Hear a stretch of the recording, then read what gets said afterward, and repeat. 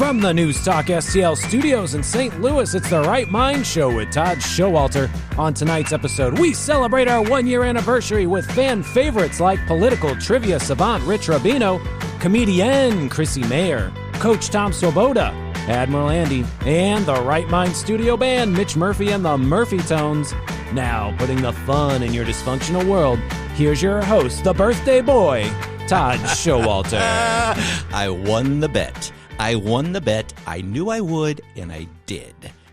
1 year, right? Can you believe that? You know what? We were given 1 week. 1 week. And I bet not only everybody here at the station, but random strangers that we would make it more than 1 week. And we did. We made it more than 1 week. A whole year without one. Have we had any FCC violations or anything yet? No, because I'm the guy who edits the show. Oh. I mean, this is practically live, better than live. Oh, it is. And better so than if live. any F-bombs got slipped in, that would have been all on me. I made real good sure to spend 4 hours every episode editing it to the best of my capabilities. And people don't realize that I'm just I'm a terrible stutterer. We call you the talent. What? Don't mess with the talent. Stay out of the talent's eye line. Talent? The talent should not be brought on set until the cameras are fully set up and ready to go. Do not waste the talent's time. Right. You, Todd, are the talent. I'm busy in my trailer, getting my bronzer applied, because I always like my bronzer to be especially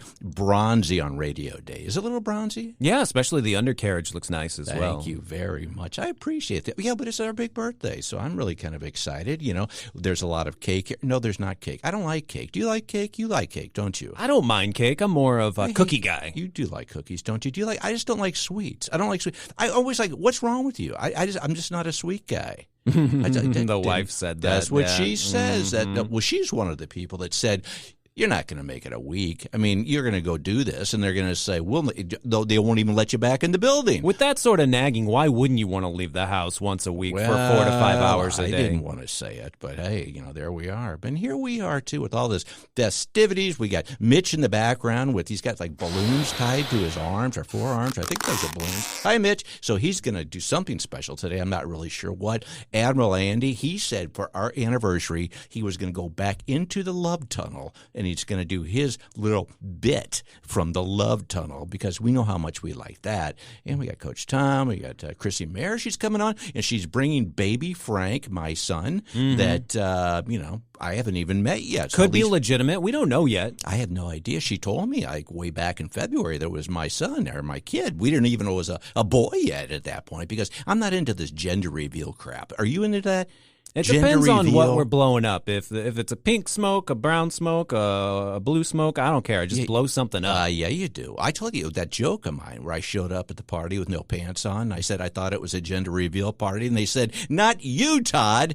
That was a joke. Yeah, that was. And then that became immortalized in cartoon paper. Cartoon World. I saw it. I tell you. The first episode we ever did, it was in an asbestos-filled, smoke-filled little crack dungeon over in Union Station. Right. Homeless people would sit up against the concrete wall and say, "You got a quarter?" And they always knew we had quarters, but we never gave them a quarter. I know. Well, I'd wave it in their face. I go, "You mean this quarter?" And then I make it disappear. I won't tell you where I put it. And then they say, "Hey, is that magic?" And I'd say, "Nope, I'm just quick." And then I get the heck out of there. But you finish the story. We'd tell those homeless people, make sure you listen Saturdays at 5. And then our listenership went up through the roof, of course. Literally. Homeless people, they've all got radios on them, transistors. I know. The little aluminum foil on the antenna to make us sound crystal clear. And we thank them for getting us to where we are today. They sold me like 3 or 4 of them. In fact, because that parking lot that you would go into next to Union Station, it wasn't like 1 or 2 times. It was several times. I would pull in, and there they would have. They'd have computers, they'd have radios, they'd have all kinds of electronics. And I always thought it was like a Union Station like flea market, but apparently it's just the same guys with all this electronic equipment. You can find it in any car. If pesky windows in the way, just find a brick or a spark plug and then bop it right there. You get a free radio. Sell it to us at the radio station. Yeah. They know that we are in the market for radios. I tell you. Aluminum foil, they usually had little lighters underneath it for some reason. I don't know if that makes it tune in better when they're crinkling it around their little portable boom boxes, but God love them. Spoons, as much if lunch comes up and you don't have a spoon, they got one ready to go. I love the homeless people at Union Station. Yeah, they're the best. And I love spooning, too. You mentioned spoon. This whole thing reminded me, I never told you my bike shop story, did I? Like a tricycle type of bike? No. This is when I was a youngster, kind of like I am now, but like, physically younger. And I a true story. Once again, everything on the Right Mind show is pretty much true, most of it. And so when I was a youngster, I guess I was about 10, maybe 11. Yeah, I don't know. It doesn't matter. But one summer, I was like, always wanting to make an extra, buck here or there. So we had like a carport in our home where I lived, at that point in my life. Yeah, poor people. The poors in Chesterfield, they sometimes have those instead of garages. Yeah. A garage. Yeah, it was a carport. Yeah, it's like camping for your car. Yeah, that's exactly what it was. And I decided, hey, it'd be great to like have a bike shop where we could repair bikes and things like that in the neighborhood, and make some extra cash. You know what I mean? I thought that would be kind of fun. Now, here's the problem, and this is a true story, but we weren't getting any sales. Nobody was coming in to take part in our bicycle repair business. So one day we went out. I'm not going to mention his name, Danny, and we went out at night and we took Adam up the street. We removed his wheel off of his bicycle. Okay, he comes up. Okay, the next day. Okay, and he says, "Hey, you guys you don't sell any wheels by any chance, do you? Because, geez, guys, I'm missing my wheel." And we had taken his wheel when he didn't. We sold him his wheel back.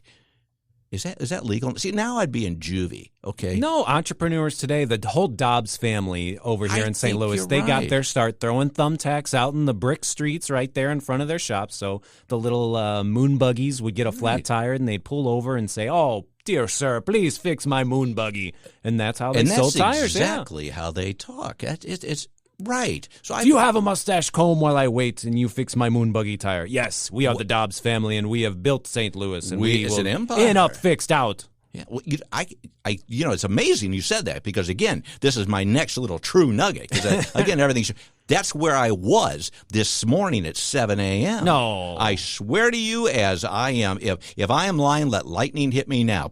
Okay, anyway, that wasn't really lightning. That was just my spit in my mouth. Anyway, I had to take Blake up to Dobbs to get his brakes or something fixed at 7 o'clock in the morning. That's why I have like these bags under my eyes. They're not really bags. I just drew them on there for sympathy. But I got him up there when they opened, and I said they're going to take. There's going to be, regardless of what you go in there for, they're probably going to find something else they want to charge you for. This is the best part. Low on blinker fluid every time. Well, it's actually like the battery ball bearings, or you don't have air in your battery or something. That's how they got me last time. They said you don't have enough air in your battery, and I don't know. I'm not a car guy, and so about $300-400 later, they said, "Hey, you got air in your battery," and I was out $400.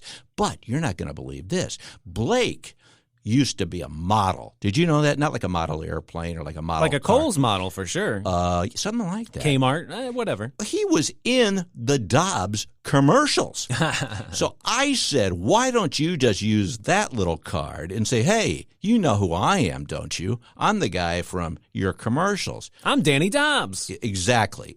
He would not do it. So I'm going to get stuck now with another Dobbs bill. Speaking of him, you know what he's on now because he's a single man. He's on the old. Have you ever tried this Tinder thing? You shouldn't if you're in a relationship because I don't know anything about it. I swear I don't. But he's on that, and he's meeting all kinds of new friends on this Tinder thing. They didn't have stuff like that when I was growing up. They'd have go meet somebody at the laundromat. Now you just get on your phone, you meet somebody, you do what you got to do, and then you meet somebody else on Tinder. Apparently, it seems very superficial. Yeah, I've heard people have some sort of wall put up where the person has to get through that first before you even really have a conversation with them. As in, if someone says, "Hey, what's up?" you say, "Tell me a joke." Yeah. And if they respond with a dud, you just block them and move on to the next person. You can really get through a lot of rejections quicker this way. Well, not him. He says he's the guy from the Dobbs commercials. Mm-hmm. Yeah, I think he used the same picture from when he was 8, when he was doing the Dobbs commercial things.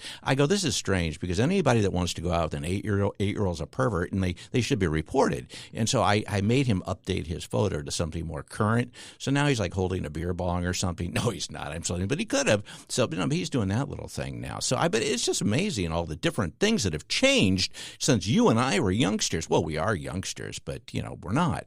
But, I mean, we didn't have anything like that. As someone who wants to be a grandparent one day, he should give you the login so you can help reject some of these women and find a good, wholesome person to, carry your future grandchild. Well, that's what Hal's doing. I go look at the hips on this one. Ooh, she looks good.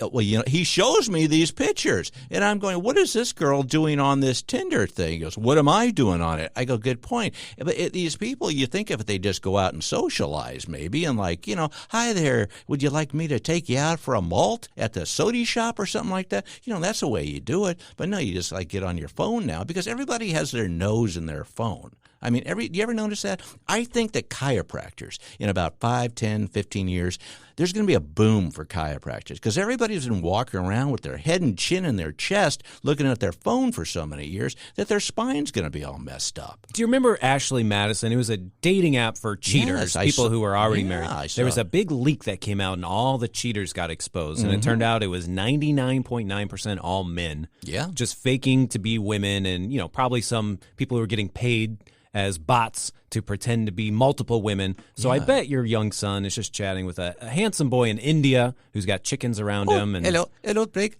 My name is Steve. Every time you swipe, every third swipe is an ad for something on Temu. So I'm sure, even though it's free, they're getting something out of that young boy. Oh, hello. This is Blake. My name is Cindy.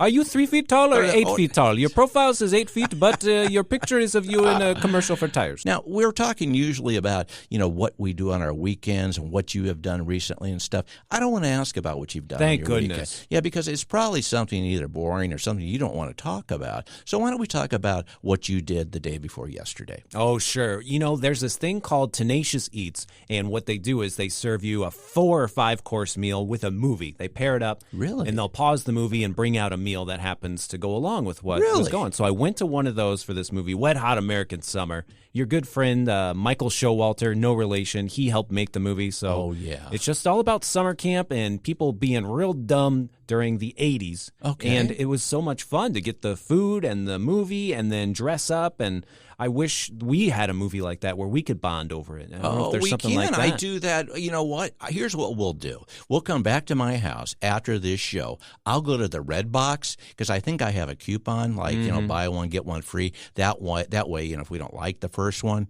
we can. And there's only one Red Box left in St. Louis now. So we got to drive up to I don't know, way, way, way north. I think it's Quincy, Illinois or something to find it. It'll be worth it. Anyway, I'll let you pick out one. I'll pick out the other. We'll bring it home. I will get a big bag of pretzels because I love pretzels. And then in between each course, I'll stop the Red Box film and we'll have a snack. How's that sound? I think that could work. One movie I know that we could actually do, The Sting. You ever see The Sting? I love The Sting. It's all about horse track racing and eating hot dogs and lying on the radio. And you could be Paul Newman and I could be Robert Redford. Yeah. We could have the...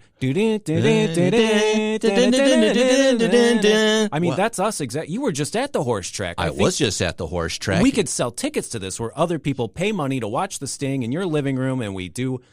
fake horse track betting, and we'll say, you came in last. I'm sorry. Give me all your money. We need one name of a dumb horse, though. Just pick out, What if you had a horse called Sticking to the Rail, though? Sticking to the Rail, Sticking to the Rail. I like that, yeah. We do that. Your stutter could come in great. I've had a really busy week, okay? I've got a lot going. I've got deadlines. I got a lot of stuff getting caught up from getting back in town. And so my wife decides, why don't you blow off Tuesday and we'll go to the horse track? I go, well, sweetheart, that's what I call her when I'm loving and kind. I go, I'm really pretty busy. And no, we're going to the horse track. So I ended up at Fairmount Park on Tuesday. You're there when you can smell the air. And that's just Illinois in general, not just Sauget. That is true. The Pritzker... what is it? Pungent Pritzker smell over there in Illinois. It is. It does. I'm surprised. Putrid Pritzker. I'm glad you said that because I thought maybe I was just having a stroke or something. But you're right. You go, you're there when you smell the air, and it's true. I mean, it's unbelievable. It's as soon as you get across that bridge, you're there. But and especially at Fairmount Park because you have that smell that we're talking about mixed with horse poop, and so it's like that gritty, weird, Illinois smell with horse poop, and that's what I had to experience while eating dollar hot dogs, which, by the way, was the highlight of the whole dang thing. Was a hot. You can go over there on Tuesdays and hot dogs are $1. I love betting on horses. is, because it's really the only place where you can say, I bet and I won. How did you win? I came in third. And I won money. Yeah, well, you know what? Like I say, second place is the first to lose, but I don't know what they say about third. So you're right. That's called win, place, or show. Mm-hmm. Okay, so you put on a show that day. Well, I did. That's my name, Schowalter, and so I came. I show. I show. I said, always coming in third. That guy always come in third. That way you set the bar low. That way you say my name. I came in. I'm Schowalter. I didn't place. I didn't win. I showed. I held back in second grade at least 3 times, and then you finally made it to third grade. I made it to third grade, and here we are doing a show, and it's our 1-year anniversary that people said would never happen. Well, what kind of people did you see there? Did they have all their teeth? Were they wearing, no, in the no old teeth. Movies, they wear, derbies and sport jackets. Not one. Nope. Oh, my None goodness. of that. You had a lot of tank tops. You had a lot of stuff, shorts where people were wearing that were way too small. A lot of sandals with bad-looking feet. I have a question. Yes, what is your question? Do they have it where it's so technologically advanced over there at the horse track that you don't even have to get out of your seat to make a bet? Can you bet from your phone? Nope. You got to get up. You got to get up and go in line. And here's the thing: you got to know what you're doing. I mean, what horse you're betting on, because inevitably you'll have some person that should be running for president because they're stupid in front of you that doesn't know what horse they want, what to do. You're supposed to say like $3 to win on number 3, because all the horses have like a different number or something like that to make it easy. It's like a Chinese menu, okay? You don't have to actually say the Kung Pao chicken or like sticking to the rail, whatever the horse's name is. You say number 3 or number 2 or whatever horse it is. So you say, that's what you do, and so you know what money you're going to put down, whether they're going to win, place, or show, whatever, and the number. It's really quite simple. I know it's going to be fun. It's going to be a birthday show. We're going to have a great time. I don't know what he's going to do with these balloons, but he's starting to juggle them. I've never seen Mitch juggle balloons before, but it's quite impressive. We'll find that out and next on our big birthday show. In the meantime, I'm Todd Schowalter along with my other birthday boy, Joey V. You're listening to The Right Mind Show. We'll be right back. Coming up next on The Right Mind Show with Todd Schowalter, political trivia savant Rich Rubino helps us make sense of these crazy past 2 weeks.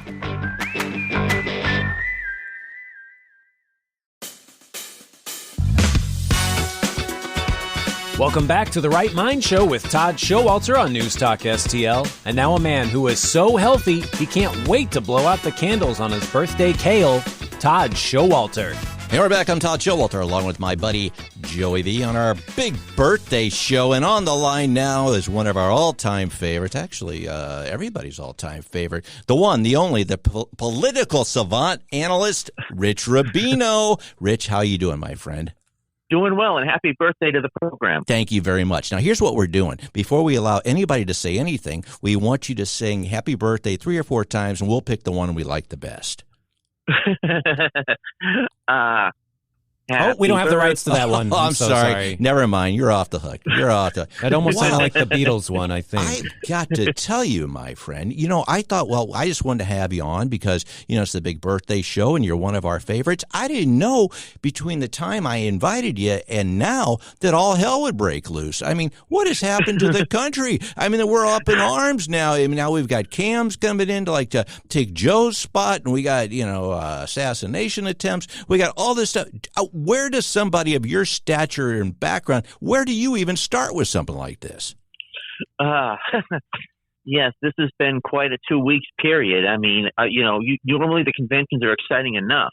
Right. Now we have, it began with Donald Trump in Butler, Pennsylvania, giving that speech, and then the assassination attempt, and then there was the convention, there was the pick of J.D. Vance as running mate, and now Joe Biden, who had, won 14 million primary votes, is now out of the race, and Vice President Harris is now running to succeed him. Biden gave his address from the Oval Office last night. It's really a fascinating time in history. It's probably the most fascinating time since 1968, I think. Well, it's the most, certainly for me. I mean, I don't remember 1968. I think I was eating a Pop-Tart. But, I mean, this is way, way more interesting and exciting for me. I mean, here's one of the first things I want to ask you, because I'm a little confused. Now, you've got this, and first of all, everybody's screaming about preserved democracy and all this. I'm not going to go that way right now. But, I mean, with this whole primary situation, so you have voters that actually vote in primaries, and so they have, Biden's got these delegates. I mean, so they go to convention. How can they just all of a sudden say, no, we're going to pick who these delegates are going to be for at this point. I mean, how does that work when the people actually voted for this person? Well, because Joe Biden essentially has said that he is out of the race, and he has endorsed Vice President Harris. The entire Democratic establishment pretty much has endorsed Vice President Harris. The only person who's been silent so far seems to have been Barack Obama. But you have to think of political parties almost like private clubs. Primaries are really, even though they're very important, they're really almost advisory. It's true, 14 million people voted for Joe Biden. Now, part of that was because he had very nominal opposition. Dean Phillips was the only really somewhat major candidate to run against him. But they're really, in a sense, private clubs. So theoretically, the party could nix what happened at the convention. Now, the reason primaries are so important, we go back in 1968, and the reason I mention this is because Hubert Humphrey did not participate in any primaries, but he ended up winning the nomination. He was in Chicago, by the way, and there were riots in Grant Park outside of that. So then they made a deal. It was called the McGovern-Fraser Commission. They came up with this plan that primaries and caucuses would be a lot more important, and they are important, and they really do, in many respects, pick the winner. But if a candidate says, I'm not going to run, or says, I don't want the nomination, even after winning all these primaries, then theoretically the delegates are free agents. And now we see a scenario where the delegates seem to be going in line for Vice President Harris, and there really has not been any major candidate that is running against her. Well, what happens if they don't do it? I mean, for example, I was part of a caucus deal here in Missouri for the Republican Party, where we ended up sending delegates. I chose not to go that far down the road with it, but I mean, the delegates once they were committed to a certain candidate. In this instance, Trump. To go to Milwaukee, and that was who they were going to cast their vote for. So, what if they were die hard on the Democrat side, die hard on one particular candidate, say Biden for some reason, and they didn't like Harris? I mean, what if you have delegates that say we're not going to go along with this? I mean, could that happen? Absolutely.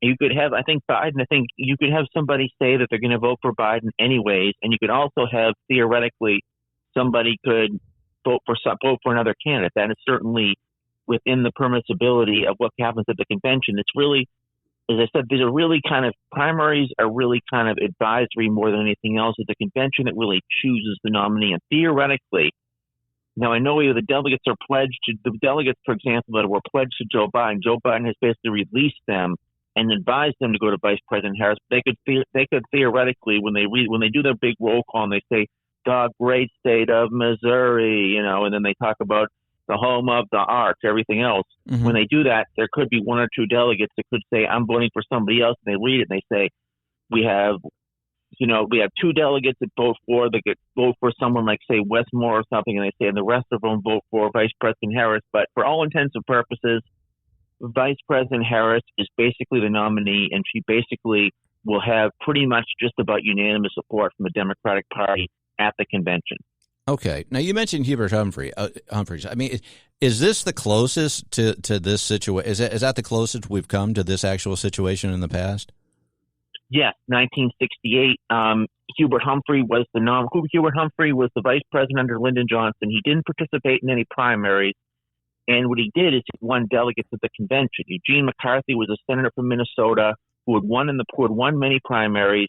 So what happened was he went to convention, and the delegates at the convention basically overrid what the primary voters. So what happened was there were riots in the streets. They were yelling, "Dump the hump," and this, of course, showed a very divided Democratic Party, which did not help the Democratic Party in terms of his image. And Hubert Humphrey ended up losing to Richard Nixon. So after that, the party established George McGovern, senator from South Dakota, and Congressman Darren Fraser, congressman from California, established the McGovern-Fraser Commission, and they tried to establish a system where the primaries would have more power. But the primaries are certainly not overriding. It's still basically the delegates of the convention who, at the end of the day, choose who the nominee is going to be. Now, normally they choose, and this has happened since 1968, they've always chosen they've always been whoever they're pledged to and whoever won the most delegates in the primaries. But theoretically, they could say, no, we don't want this. We don't want who the person voted for. We want somebody else. Okay. All right. See, I'm just trying to digest all of this, so to speak.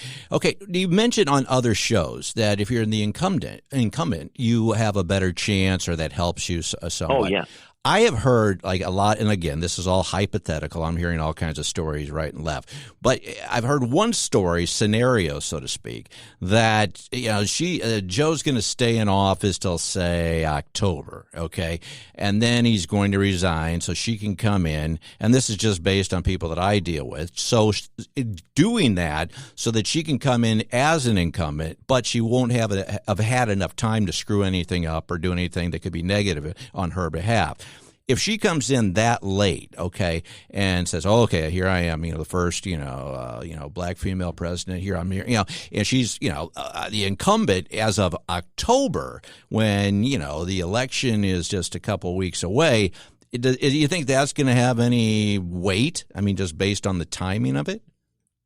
No, the only thing that might have, I can't see a scenario where Joe Biden does that unless there's an extreme health scare, in which case there would be a rally, at least for the Democrats, to kind of be part of a rally around the flag effect, if you will, where Democratic voters might say, we really have to preserve Joe Biden's legacy, so we're going to support Vice President Harris. But I really don't see that happening. I don't think being an incumbent in October, if people would really necessarily see you as an incumbent. They would see you more as somebody who just kind of took over the reins of power for a little time period. I think Joe Biden will basically be the president through January. And barring some sort of a health crisis, I don't think that's realistic right now. All right, my friend. As always, it's been a heck of a lot of fun and always informative. We look forward to the next time, because I think there are going to be several next times if you will come back. I can't wait. All right, buddy. All right, well, you take care. All right. Bye-bye. You as well. Thank you for having me on. Bye-bye. Wow. I tell you what, I feel terrible because I said, come on, we'll have a good time. Joey's going to be festive. Mitch has got something special planned. We'll have some onion dip. We'll have maybe some punch. We'll have fun. And then all hell breaks loose, and I put him on the spot and make him do all this. He's a very analytical mind. You can tell that it doesn't make him happy or sad either way. These are just the facts, and he doesn't let the country's state of total chaos bring him down. And that's why he's the best at writing these trivia books. In the meantime, I'm Todd Schowalter, along with my buddy Joey V. It's the Right Mind Birthday Edition. We'll be right back. Coming up next on the Right Mind Show with Todd Schowalter, 3 fan favorite guests return to wish us a happy 1-year anniversary.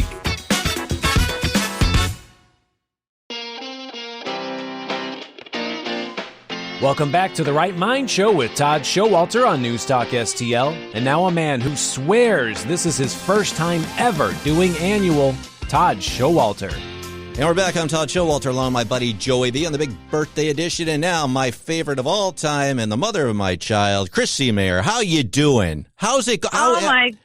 Go ahead. I'm good. I didn't think we were going to tell everybody you were the father. Well, you told me. Actually, I didn't even know until you mentioned that on the last show back in February, and I've been so dang excited. I've been painting the nursery that's actually like a woodshed. The fatherhood stuff, I should say, has me just giddy with excitement. How is baby Frank? He's so good. He actually about an hour ago, he up, out, and over his shorts. So that was very... It was very exciting. It was like a little volcano. Really? Okay. So, did you take pictures? Because you got to videotape, take pictures. You got to document all this stuff and share it with your friends and family. I didn't. Yeah, I wish I had an extra hand. I was just sort of like holding him sideways so that the poop would not drip onto the bed. It's very exciting. Oh, I bet it is. Now, I'm going to ask you: is it still that kind of yellowish poop that comes out that you're like, the first time it happens, it's like, this isn't normal. I mean, this looks like it came out of I don't know what. But is it that kind of poop, or is it like the regular human poop? Yeah, I don't know if I should clean it off or put it on a hot dog. Oh, yeah, we were talking about hot dogs. I bet you that is good. Wow. Well, I'm really excited. I can't wait to meet him. And remember, the address I gave you for the child support, I think it still works, but we'll figure it out when you send the request. Now, what do you got going on, besides motherhood at this point? Ooh, yeah. Working on a couple of new shows. Gonna maybe start touring again in the fall. I'm working on a new podcast studio. That's very exciting. Yeah.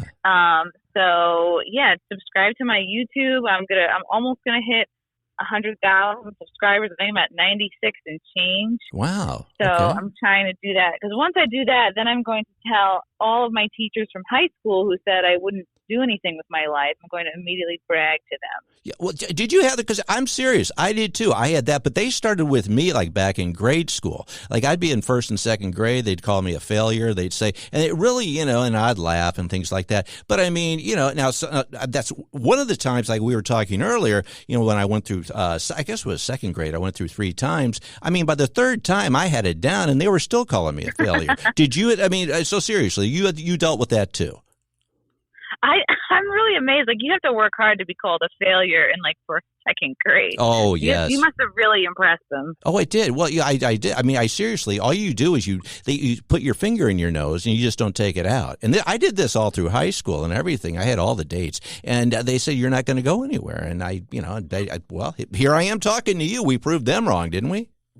I saw a study that said picking your nose is linked to Alzheimer's or dementia, and I was like, oh, my God. I was like, I don't have that much time left. I know. That's just it. Going back to your tour, what kind of cities are you going to be visiting? Like around the area? Because I know you're in New York, or are you going to get out on the open road and see the country?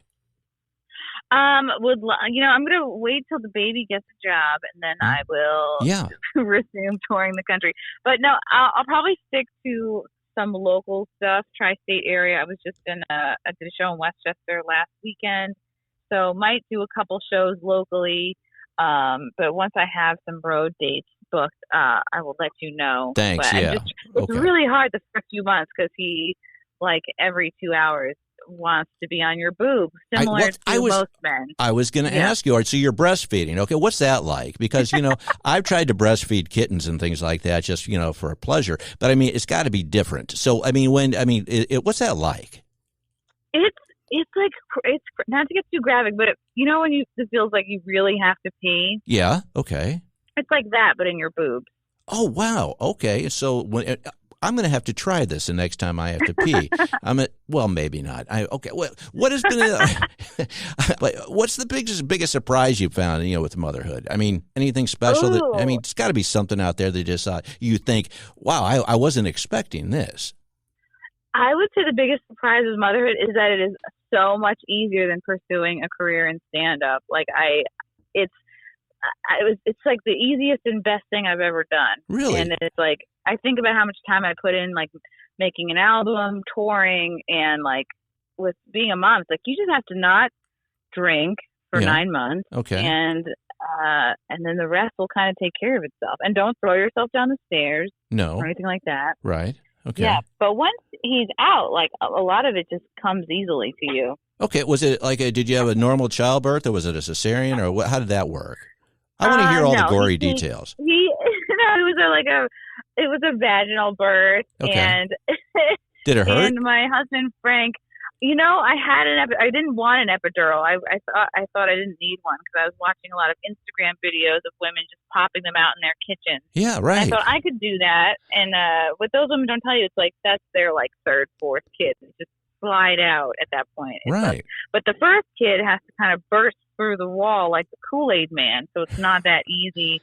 And I had my husband holding a leg, which he did not sign up for. And he ended up, looking right into the eye of the storm. He saw more than he wanted to see. We were a little traumatized, but we're working through it. And so they were asking him for things. They were like, oh, scalpel, scissors. He was handing them objects the whole time. Like he felt like he worked a shift. He was like, where's my money? I work here now. You say he felt he felt baby Frank's leg? I mean, he was helping pull baby Frank out?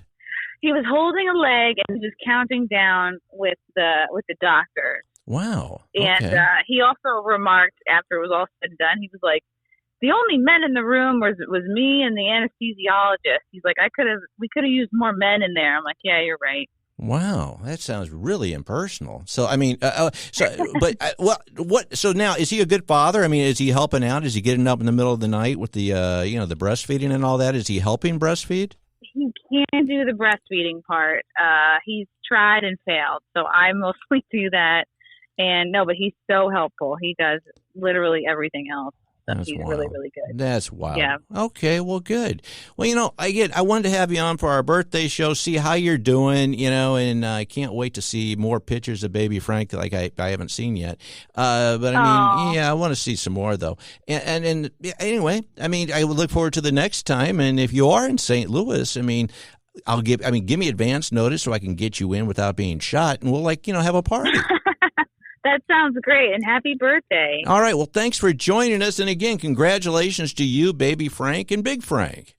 Aw, thank you, Todd. All right, talk to you soon. All right, bye-bye. Okay, bye.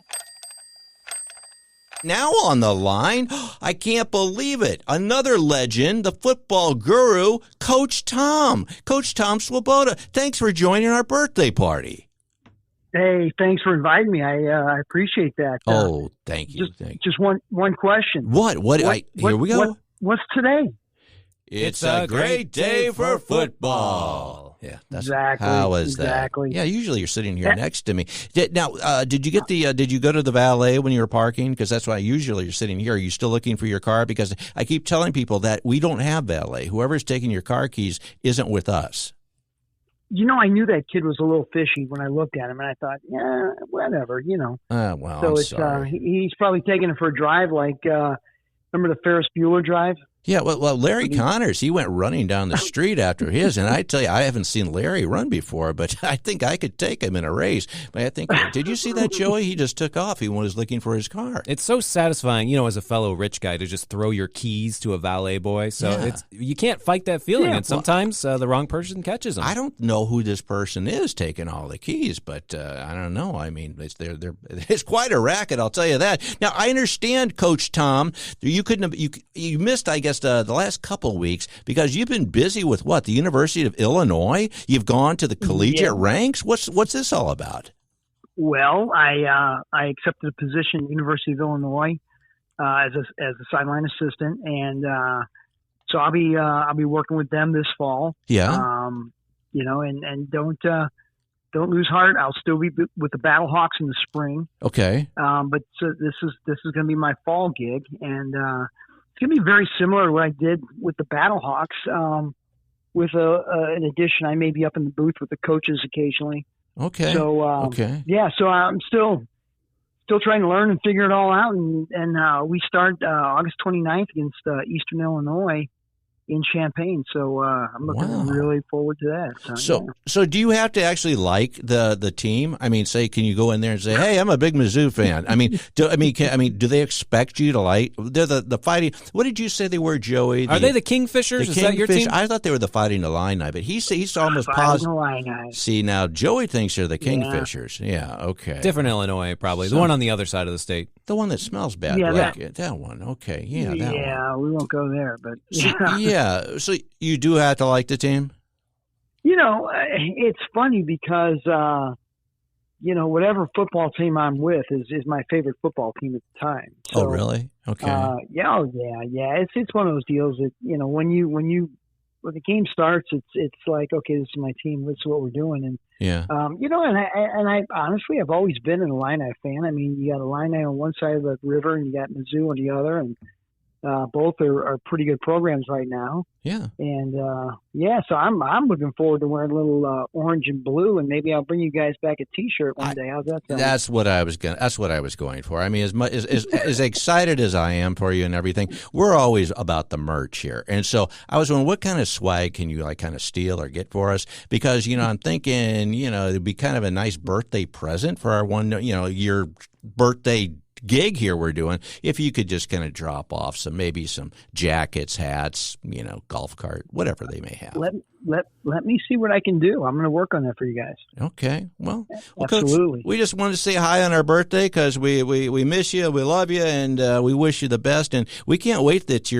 for you to come back and give us some of this football terminology and facts and whatnot on the show. And I guess we'll have to pretend like we like the Fighting Kingfishers. Illini, it's a Native American. Thanks for joining the party. The onion dips in the corner. Mitch is over there with the balloons. Have fun and good luck finding your car. Okay? All right, buddy. Happy birthday, guys. Thanks. Bye-bye. Bye-bye. Well, that's Coach Tom. It was nice of him to stop by the party. I wonder if we can make a movie about this. He's going back to school like our friend Rodney Dangerfield or Billy Madison. Billy Madison. I met Rodney Dangerfield. I tell you that. His robe was open and he showed you his jewels. Is that what happened? It was something like that. And it wasn't impressive. I tell you what, it wasn't impressive at all. No. He used to live, get this, and it was like this. I didn't pay the money to stay there, but it was at the Beverly Hilton. I had won this thing. And Laura, my wife, sweetheart, she went with me, okay? And Rodney Dangerfield used to live there, okay? And he lived at the Beverly Hilton, and he had like a bungalow thing on the out by the pool, and he was laying there, and he looked like he was dead. Oh, he showed you his bunghole. Okay. He showed me his bunghole, and he looked like he was dead, and that was pretty much my whole Rodney Dangerfield experience. And now on the line, he has promised, Joey. I told you. He was not going to say it one more time, but he promised for our big birthday anniversary show that he would do this from the Love Tunnel. And I'm really excited that he would go along with it. On the line now, the Admiral, the man himself, Admiral Andy, for the last time from the Love Tunnel. How is it? What does it feel like to be back, buddy? Happy anniversary, fellas. Thank you very much. He was there day one. You were like our day one guest. When the very first time, I mean, you were in our first original photo. You sat next to me and told your stories about military life and all the stuff that goes along with it. And best of all, we got to meet Alma the dog. Oh, wow, what a day it was. Can you believe it's been a year, my friend? I cannot. That was a great recap you just did. Yeah. Amazing. I have my notes, my little flashcards. No, I don't. No, I really don't. I remember that. Yeah, I remember every single bit. Did you know, Admiral Andy, that your segment on the last episode you were on got cut off? Yeah. Because something happened to President Trump. Yep. With 3 minutes left in the episode, you were talking about saving lives with the Wounded Warrior Empire Academy, and then Trump went and had a little snafu. And they cut you off. It's disrespectful, but I understand why they did it. I don't. I don't. Listen, when you're the potential leader of the greatest nation in the world, things are going to happen. I take priority. It's amazing. You're amazing. I've never seen Admiral Andy and Trump in the same room. Wait a minute. Was that Trump I just heard? Dang right. Was that fake news? Does Trump know by any chance? Does Donald Trump know Sean Connery? Well, we may have served together in some nefarious business dealings in the past, but again, that's in the past. So you want to be a soccer player, Mr. Trump? Oh, he's talking soccer. I don't know why Sean is so obsessed with that. I don't know why. That is wild. That is really kind of crazy that you're Donald Trump. Yeah, well, that's but we were a little, and I was out of town. Joey was like, he was the first to let me know that you got cut off. I was really upset. I filed a complaint. I wrote the Trump headquarters. I wrote that horrible kid's parents. Is there anything that you would just like to finish up? Because you were saying something about, you were talking about how to construct a layer dip or something, I believe. Did you want to finish the last little bit, or can we just wait till next time? Well, we can wait till next time because, there's always a chance to go back and listen to the podcast. Oh, that is true. Yeah, we could do that. Do we have the podcast, Joey? Yeah, of course. It's actually twice as long if you listen to it in half speed. You can enjoy it for way longer. Or sometimes I listen to it twice. So, that would be twice as long also. Exactly. Okay, these episodes get better each time you listen to them. Oh, I like to think so. It's kind of like a good brisket. Or not. Let it marinate. Let that marinate there on my counter and whatnot. So what do you got going on, Admiral Andy, besides being part of our party today? Anything big happening in the Andy world? Well, I'm at the ball field with my son Liam, and we're getting some work in. I got you. What kind of work are you doing? Like cutting the grass or making him do push-ups? No. We're doing work on grounders and flies and throwing. So teaching the kid how to shag. I got you. Well, that's baby. Well, you're a good father. That's good to know. We just had Chrissie Mayr on. She just gave birth to a baby, because that's what they are. They don't come out as adults, at least I don't think so.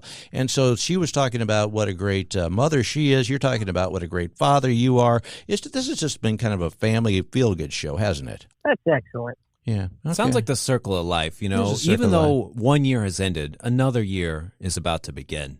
I like that. Joey wrote that. He wrote that all by himself. It was. I thought he stole that from a Hallmark card, but he just kind of came up with that just now. Maya Angelou couldn't write anything that good. No. Yeah. Joey's a poet and didn't know it. How about that? Oh, that was clever. I'm glad that you came up with that. On that note, anything else you want to add before we go back to the birthday cake that we don't have?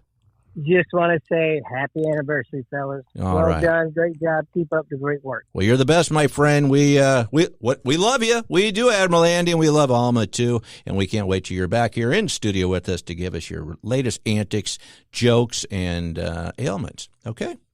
Well, all right, fellas. We'll catch you next time. You got it, buddy. Thank you. Well, that's the Admiral himself, Admiral Andy, on the phone. So I don't know, Joey. We've had quite a depth of guests here today that joined our birthday party. Mm-hmm. You know, when this airs live on Saturday, pre-taped, right. I will actually be helping my new family members move into their new house. Well, actually, they're old family members. Okay, they lived in Wisconsin, right? And they moved down here to St. Louis permanent, and I'm going to be helping them move into a new house. And that's what I mean by family and the new beginnings and stuff. I'm going to get to hang out with these nieces and nephews that I never get to see. I'm going to be an uncle, finally, even though they're 2 and 4 years old. Yeah. It's going to be incredible. And you know what we're going to listen to keep the energy up as we move all this house in? The Right Mind Show with Todd Schowalter. Oh, we'll have to put on some, maybe you'll have to do this at double speed so that they unpack quicker. I'm going to bring cake. There's going to be pizza and beer there. It's going to be a real party. Darn upbeat. Well, unlike this, because all we have are these little Dixie cups with half-filled water and I think that was Admiral Andy's spit cup. You know he does the chew tobacco and he leaves his cups all over his little surprises. I thought it was a little thick. I didn't know what he did get us something. Thanks, Andy. Oh, that's kind of sick now. Yeah, I don't know what that is. That's crazy. Yeah, well, so what part of Wisconsin are they moving from? They were in Milwaukee, and they just had free babysitting up there with the father's side. Yeah. So the father's side, the parents, they were doing free babysitting, and they moved down to Florida. They got the heck out of that cold place known as Milwaukee, and now they're just up there without any free babysitting. So now they're moving down to St. Louis with the girls' side parents right across the street, and now they get free babysitting again. The math adds up, actually. The prices for homes in St. Louis are cheaper than Wisconsin, and the free babysitting. I don't know if the weather's any better. No, it's not. Are they moving to the north side by any chance? Because if that's the case, I highly recommend they don't move to the north side, meaning that North area, City, that area, because I know State somebody Street, $70,000. Oh boy. TJ might be able to sell them a sex dungeon that's probably in a safer area. Well, they've already got kids, but you can always use more, especially if you're moving stuff. If you move to a new house in a couple of years, you got the kids right there to do your bidding. Yeah. He's selling. You know what he was doing now? He got a hold of me. He sent me a text that he was selling like a Winnebago for his father-in-law. I didn't know that it was his father-in-law's. I thought it was just selling a Winnebago that he stole or something like that. But he's selling a Winnebago, and I said, I bet that Winnebago has a sex dungeon in it. Probably. Remember our trucker friend who was driving up in the Portland area in Seattle? He'd say there were broke-down Winnebagos and homeless people living all along the highway and the streets.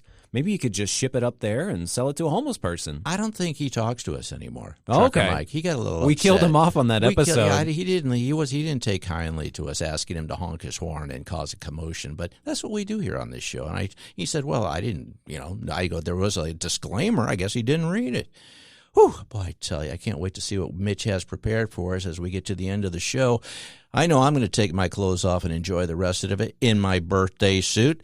What do you think, my friend? What kind of toys do 1-year-olds ask for at their birthday parties? I mean, what's the hot thing right now? Is it Five Nights at Freddy's or Skibbity Toilet or Minecraft? I used to have it was a brick, but it was like a brick that wasn't full. It was like a chipped brick that I think that my parents found in somebody's yard, and they said this can be anything you put your imagination to be. And I said, can it be a depressed little kid named Todd? And that's what I got. You get them started young for the career that you think that they're capable of. You get violin lessons if you're an Asian girl, or for you, it looks like they wanted you to go into tuck pointing. And they said, get to know this brick intimately. And Todd the tuck pointer has a great ring to it.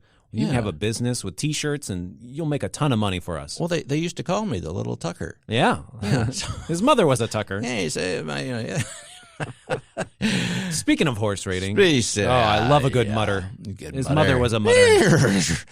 That was my horse thing there. That was pretty good. Well, And the new year, what do you think we're going to debut? Some new impressions, bigger celebs? We're going to bring in Sean Connery. We're going to bring in his neighbor, Biff. Can we get maybe some other James Bond actors besides James? Yeah, I think we're going to. Yeah, I think along with that, we're going to get that Timothy Dalton guy because he's really cheap now. I think he's on Cameo. I mean, you can get him to pretty much do a monologue for like $5. So we'll get him. Maybe we'll get Roger Moore, even though he's dead. I think we should bring dead people on the show. We've had a couple of guests that have pretty much been dead guests, but I mean, why don't we have real dead, real life dead people, real life dead people? So yeah, we'll see if Sean has any other friends that we could bring on. But I think we have a lot of big plans for the next year, don't you think? Yeah, of course. AI will definitely be introduced more and more, where we don't even have to do this show. We don't know. It's like I'm not really even here, my friend. I don't know if you know that or not, but I'm just a prop. So lifelike, so squishy, squishy. Yeah. Well, I've had fun. I've had a good time. I guess Mitch is going to take us out with some birthday music and festivities, so we can go eat some cake that we don't have. Don't sneeze on the candles when you blow them out. That's not easy. Okay. You think it's water, but it's not. You get it? That's something like that. I don't know. Well, I've had a good time. You had a good time? The best time. I've had a great time. I hope you've all had a good time. I hope you had a great year. I hope we have a good year in the future and after that, or it could just be a one and done for the years. Who knows? I don't think so. In the meantime, I'm Todd Schowalter, along with my good buddy Joy V on our birthday edition of The Right Mind. And like I always say, if you don't have a right mind, you don't have a mind at all. Till next time, bye-bye.